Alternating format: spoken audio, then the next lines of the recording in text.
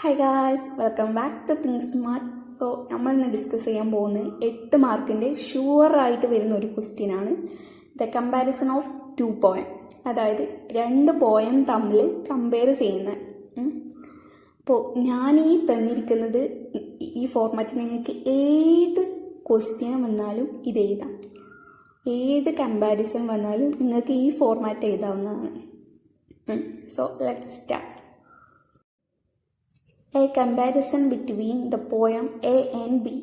അതായത് A B എന്നുള്ള സ്ഥലത്ത് നിങ്ങൾ എഴുതേണ്ടത് 2 പോയമിൻ്റെ പേരാണ്. A and B are the 2 poem which deals with lofty thoughts and sublime themes. വീണ്ടും നിങ്ങൾ ആ എ ആൻഡ് ബി എന്നുള്ള സ്ഥലത്ത് ആ 2 പോയമിൻ്റെ പേരാണ് എഴുതേണ്ടത്. A reading of the poem A, അതായത് ആദ്യത്തെ പോയമിൻ്റെ പേര് നിങ്ങൾ അവിടെ എഴുതുക. Definitely makes me think of the poem B, അതായത് രണ്ടാമത്തെ പോയം. ബി ബൈ എന്ന് എഴുതിയതിന് ശേഷം നിങ്ങൾ എഴുതേണ്ടത് ആ രണ്ടാമത്തെ പോയം എഴുതിയ ആളുടെ പേരാണ് എഴുതേണ്ടത്. Then why I feel so is because of the thing dealt with both poem and of course for some other aspects found. There are similarities as well as differences between them. Both the poets picturized their thoughts and feelings beautifully using simple words. The theme and message conveyed through these 2 poems are very relevant even today. ഇനി നിങ്ങൾ എഴുതേണ്ടത് തന്നിരിക്കുന്ന ക്വസ്റ്റ്യനിൽ ഒരു poem തന്നിട്ടുണ്ടാവും.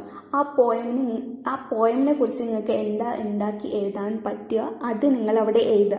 ഇനി നിങ്ങൾക്ക് ഉണ്ടാക്കി എഴുതാൻ പറ്റില്ല, അപ്പോൾ നിങ്ങൾ ആ പോയം നേരെ എടുത്തെഴുതിയാൽ മതി. ആ പോയം നേരെ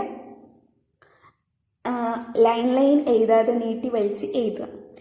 ദെൻ നിങ്ങൾ എഴുതേണ്ടത് the titles of the 2 poem are very apt to the content and theme of the poems. They are very catchy and attractive to the readers. Both the poets have employed effective style which enhances the relevance of the poems. The language and tone of the 2 poems are simple and lucid. Both the poets have employed many poetic devices to heighten the effectiveness of the poems.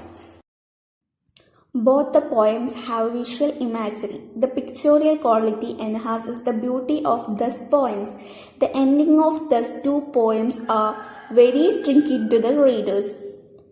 Then, the theme and message conveyed through these 2 poems are particularly relevant in the modern world. The theme conveyed by the poets has universal appeal. The poetic devices and techniques employed in these 2 poems are praiseworthy. In short, these 2 poems appeal to all types of readers, critics and language lovers. Though at first glance both the poems seems different, in close analysis these are the elements of resemblance. ഇത്രയും എഴുതി കഴിഞ്ഞാൽ നിങ്ങൾക്ക് 6 mark ഷുവറാണ്. ഇനി തന്നിരിക്കുന്ന poem നേരെ എഴുതി വെച്ചാൽ മതി. ഈവൻ ടുഡേ എന്ന് കഴിഞ്ഞതിന് ശേഷം നേരെ എഴുതി വെച്ചാൽ മതി. ഇനി ഇംഗ്ലീഷിൽ ബ്ലർബ്, സ്പീച്ച്, ഇമെയിൽ, ലെറ്റർ, അതുപോലെ ഒരുപാട് സംഭവങ്ങളുണ്ട്. തുടർന്ന് വരുന്ന ദിവസങ്ങളിൽ എൻ്റെ ചാനലിൽ അതെല്ലാം ഞാൻ അപ്ലോഡ് ചെയ്യുന്നതായിരിക്കും. So subscribe. ബൈ.